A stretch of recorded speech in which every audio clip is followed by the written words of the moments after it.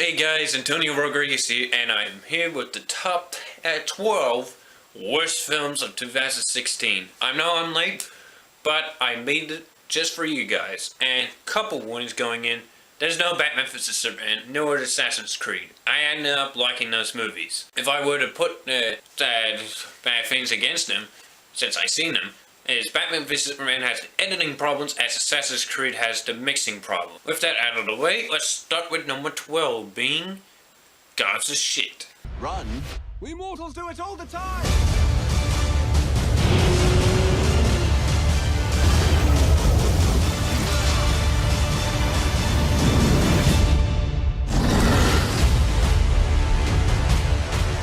God's a Shit is what I call a bona fide mess. It had great intentions, and it has great actors. You got Gerard Butler, an action star playing a villain. You got Jamie Lannister. Ever since I've seen him in Game of Thrones, I always think that guy's face is a blockbuster. Starring in the blockbusters, and I guarantee he's gonna do a good job.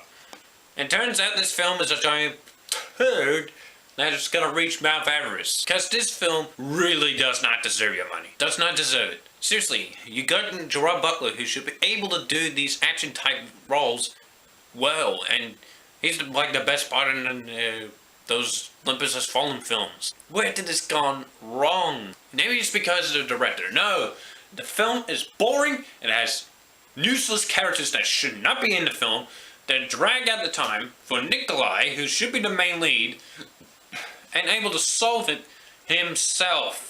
Not without this stupid Beck character who I hate to this day. He's the worst character of 2016 because he's unnecessary. But it does have some redeeming qualities. Sometimes the CGI looks good, but the overall film is CGI mess. Whitewashing and all that. Problems all that is in this film. I want to move on to number 11, and that is Independence Day Restrictionist.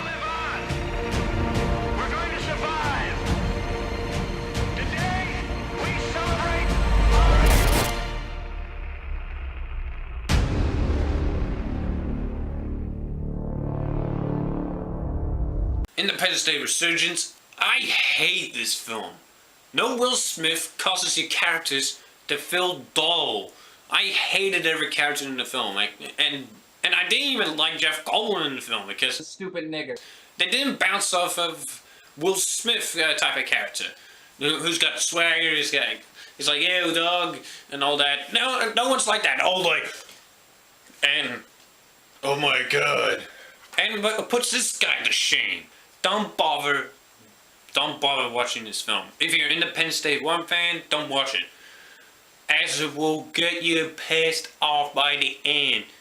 By the time they say, time to kick some alien ass, you can be like, fuck you! That's how bad it is. It gets you, grinds your gears, and makes Peter Griffin look bad in comparison in terms of grinding your gears. And the thing, and this film is boring by this halfway point. The first half is entertaining as damn. I was enjoying myself, but the characters didn't make up for it, and it had no emotional impact. Had Will Smith been in it, it would have made it a lot more tolerable, but the script is horrible as my teachers. Let's get to number 10. Drop your gun, man! Put it down! Put your gun down! Again? My nerves is bad, man. Oh my God! He a zombie. Headshot. Walking dead. So, James. Let's get ridiculous. Right along to, I dragged myself to watch this after Ghostbusters. Ugh. Right along to is boring. Right along to is annoying. This film makes Ice Cube look bad. Kevin Hart, he's a hit and miss. Of course. He can be good in like a film in Central Intelligence that don't make him yell a lot, which is his trademark for some reason, and he should tone it down and actually crack some jokes in the films that not consist of yelling. Ice Cube, why the hell did he sign up to this god-awful franchise? I'd rather see you in a film like joining a Jump Street franchise than seeing you more in this turd. Did I mention Kevin Hart snowing? Of course.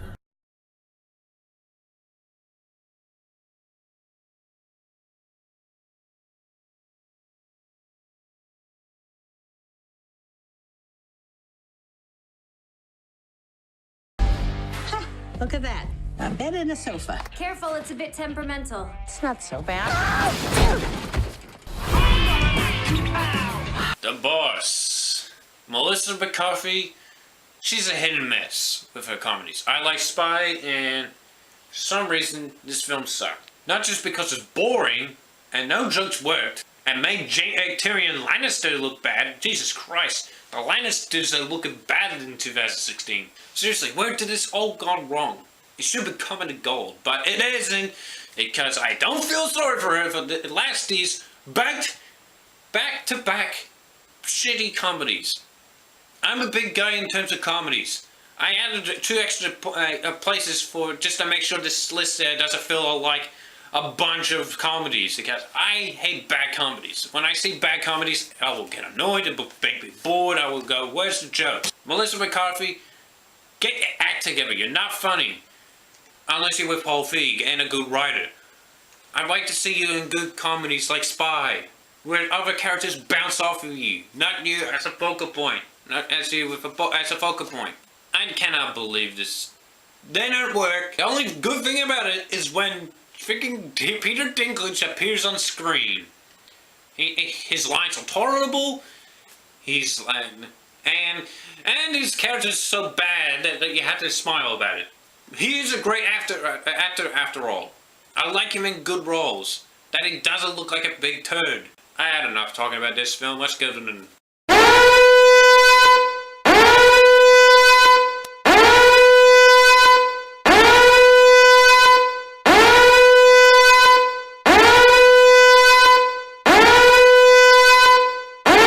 Why I had to stop hanging out with you, Max. It's coming back to me. You're crazy.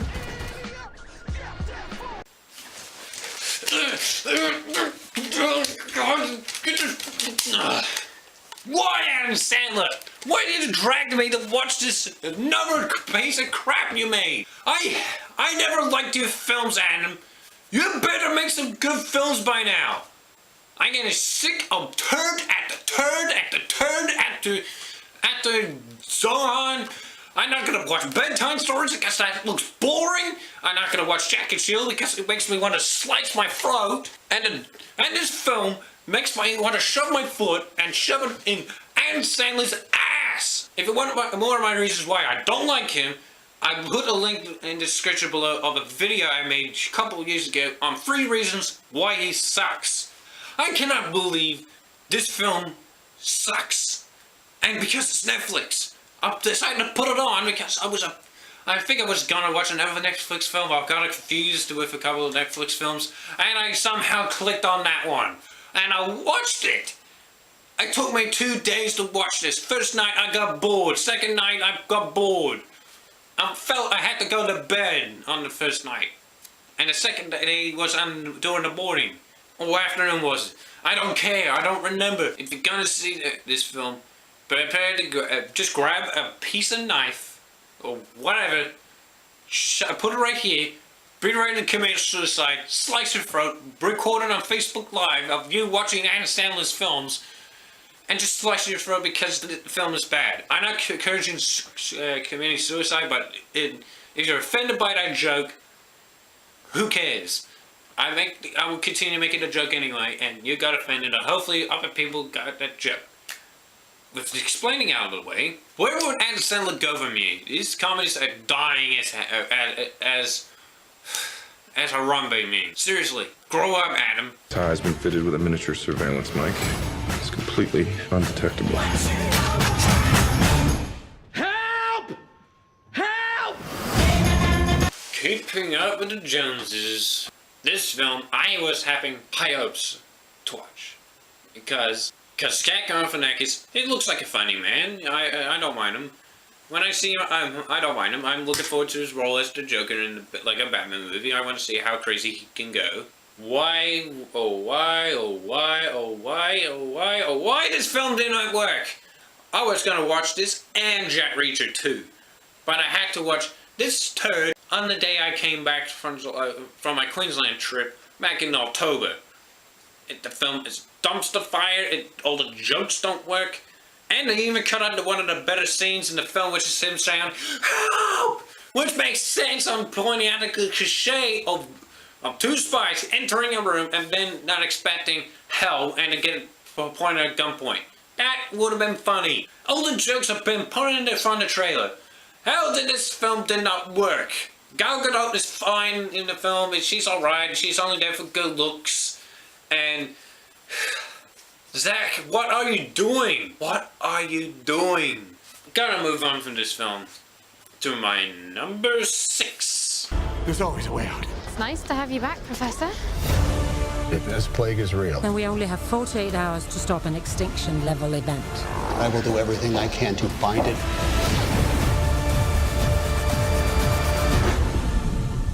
Inferno. Whew. This is a big boring mess. I felt completely bored. This film is boring. This film is boring to the point that your ears are gonna explode. Every dialogue feels bored and forced, and Tom Hanks is phoning it in, Felicity Jones phoning it in, and to have a horrible twist again about her that I didn't care. And the only thing good about it that will save the film is half a star rating. It's the damn score by Hans Zimmer that kept me up from falling asleep. That's a good thing for your third film. This franchise should start with this one. Da Vinci Code, I won't bother, and Angels, Demons. What was the appeal of the franchise in the first place? I heard the books are better than this massive turd. Probably because the director of the film, Ron Howard, should be doing more good things than direct this turd. I'm serious about what I'm talking about. Don't bother. Don't bother with this film.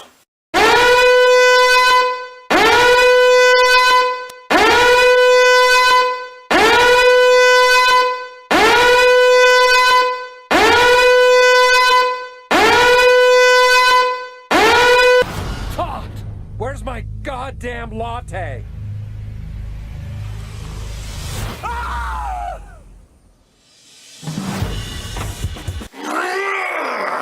I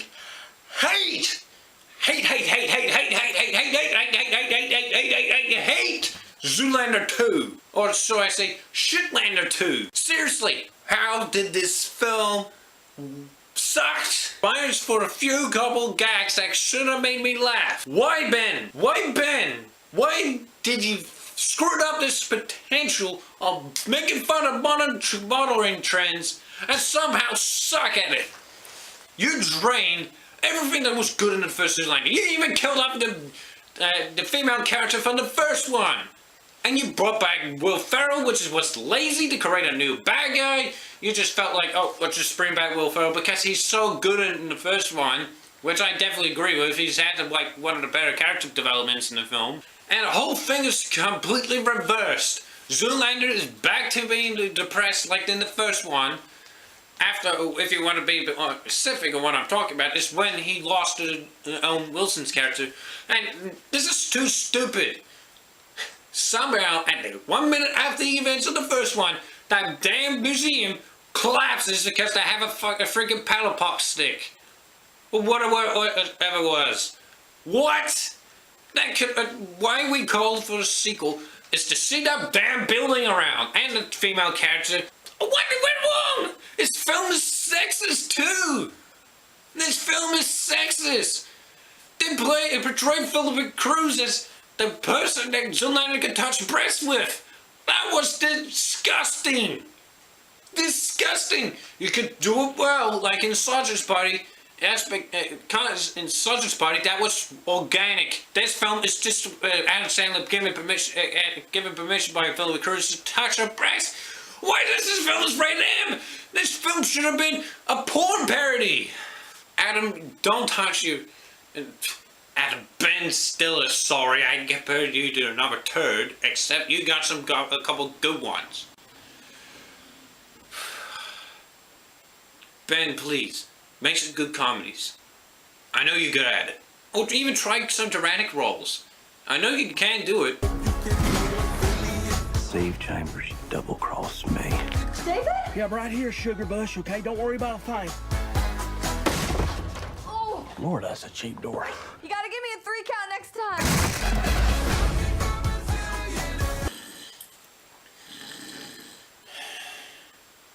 That was exactly my reaction after watching Masterminds. That film is boring! It makes you fall asleep.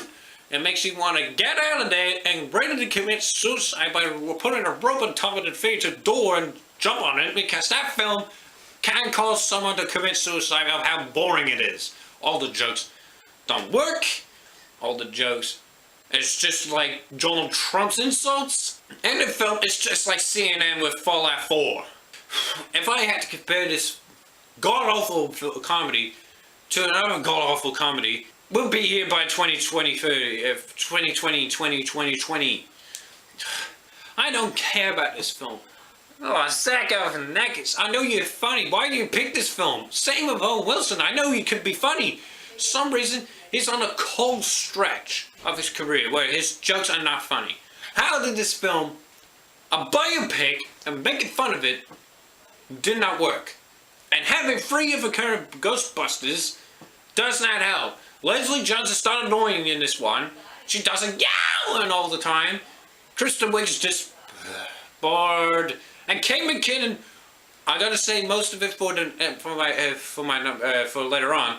My Kate McKinnon is a cartoon. She stares like all the time. That's her character in the film. She goes, and then and just attacks Kristen Wiig, which was the worst scene I ever watched. It's one of the worst cat fights I ever watched. It was so out of nowhere. I hate this film. Not because of women or men. It's the best cause of writing and the biopic. How do you make fun of something that actually happened? Only good thing about this film is that the character, the assassin character, is the only good character in the film. He's like, I don't even know why he got forced to do this turd. Next one.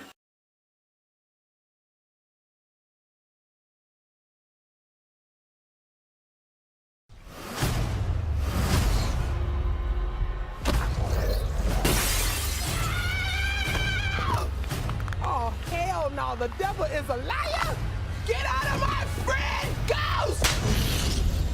Ow, that's gonna leave a mark. The power of pain compels you! Ow! Then why the fuck didn't you say so? Who you gonna call? Not this film! Let's call this film what it is. It's Shitbusters. Not because of women, not because I have a sausage. It's because this film's writing and its attempts to be a remake of the first one, bit by beat, is the worst case scenario for your film. It would have been 2 stars if the film actually had some good trailers. Instead of pulling it off and then the cast and director begging sexist comments and calling out anyone who calls this film a bad, sexist, I'm like, dude, calm down. You're gonna make yourself look bad. You're gonna be known for making those comments about your god-awful film. And this is definitely the most awkward experience I've seen, that I watched in 2016. It was right after Central Intelligence, which I enjoyed, by the way, and not in my words, because I actually enjoyed the heck out of it, because it reminds me of the 80s cheese films. It's because it attempts to be funny, and all the jokes and all the sexism towards men is annoying. I even I started not caring by the second act by that god-awful remix of the original Ghostbusters song. You gotta go, Fall Out Boy! I have a review of it, this film, which I went way off my head and got angry. And I got angrier to the point my head exploded like a TNT explosion. Now to the cast. Melissa McCarthy is horrible. Kristen Wiig, horrible. Leslie Jones, not. Kate McKinnon, pain in the ass. Seriously, Leslie Jones decides to use the Kevin Hart method of screaming a lot, which annoyed me and that out of me to the point I was ready to go like this, the jamminess in my head until it bleeds and pulling out my eye sockets. If I ever had to watch this film, except if I actually have a girlfriend who wants to watch it, I will pull out my eye socket if I have to watch it again for 12 days of Christmas. I'm not doing that. I'm not doing remakes. It will make me want to pull out my eyes. Now to Kate McKinnon. Why is she called a good comedic actress? Is it because she looks cool and she goes like this and dances with flames on her flaming equipment, and then does some CGI bullshit punches in the end of the film, which I didn't care, by the way, because the film sucked. I was getting triggered when I got out of the theater because I was angry. I was angry after I got out. I was angry to the point I recorded it. Look, true story, by the way. I recorded a Facebook Live of me getting angry with my friend of mine. You can look at Instagram to know the full story. I recorded a Facebook Live which I actually deleted because my dad told me off. And I told my friends not to see this turd. And I'm glad it bombed. Because this film is god-awful. And back to Kate McKinnon, I lost track. She, just as my fellow YouTuber Inside Jacob Spine said about Kate McKinnon, she's a cartoon! And she's a porn actress in a wrong movie. She's acting a little bit too pornish. She looks like she's ready to suck dick with most of the faces she pulls. I was like, what the heck are you doing? And then she's like cartoony and doing Haunted Mansion CGI effects, punching everything. Oh, this is easily the third worst film of 2016. Not because I'm a man, it's because this film is worse. I'm trying to make women look good. I like women in film. The top 2 picks of 2015 that are good are female-led films. 2 being Ex Machina and one being Star Wars: The Force Awakens. They both got female leads. You know what makes you know why they're good? Because they're actually written well and not make them annoying as hell to the point you want to cut off your own dick. I had enough. Let's go and move on to metal number 2. We gotta get you out of here. Mission's over. Mission is not over. The ghost doesn't just walk away.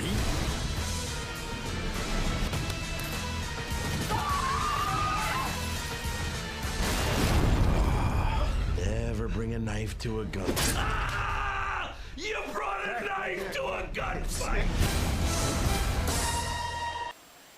You know what True Memoirs of International Assassins are retitled to?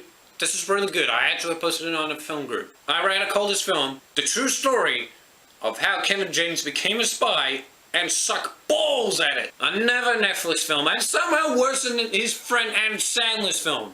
By one whole star! One whole star! How is that possible? Kevin James is bored. I can tell by every scene's including the action sequences, he's like, oh, god damn it, I gotta do this pose. I gotta try to look interesting as possible. Which he still looked bored. I'm not excusing you for this film. This film is bad, and you were bad in Pixels, you're bad in every film you're in. And somehow, you get a paycheck every time you in an Adam Sandler film. I get never 10,000 turds after. This film is boring and forgettable. I forgot his plot, which was worse. And to play the wasteful actors, why the heck did they sign out for this film? The film is a turd. I'm not going to continue talking about this film. I'm going to put it on one, which is the most offensive film you're going to watch. And the most disgusting film. And that puts in Zoolander 2 for shame. I'm just the dominant. Show me the worst. Service! Did you break my stool? No. You have to 50 Shades of Black. How did a film parodying the worst film, one of the worst films of all time, became a much worse film than the one in Paradise? How did this film become so disgusting? All the sex jokes did not work. Unlike a Seth Rogen film, which has a lot of dick jokes, you want to know why most people like Seth Rogen comedies? Because his dick jokes are better than good, well written. They felt organic. It felt like it flowed through the story of what it's trying to tell with its dick jokes. Clone Sausage Party with the orgy scene.